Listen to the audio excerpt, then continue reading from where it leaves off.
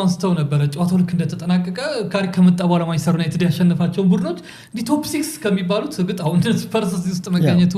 የታሪክ ጉዳይ ነው አብሮ ስለሚነሳ ቶፕ 6 ካሉት ቡድኖች አምስቱንም ማሸነፍ ችሏል ያ ብቻ ሳይሆን አሁን ቶፕ 6 ላይ ቪላን አስቶን ቪላን ይቅርታ ቶትናም መተካት ይችላል ተብሎ የሚታሰበውን አስቶን ቪላንም ማሸነፍ ችሏል እነዚህን 6 የእንግሊዝ ለዚህ እኮ ነው እሺ ከዚህ በላይ ምን አይነት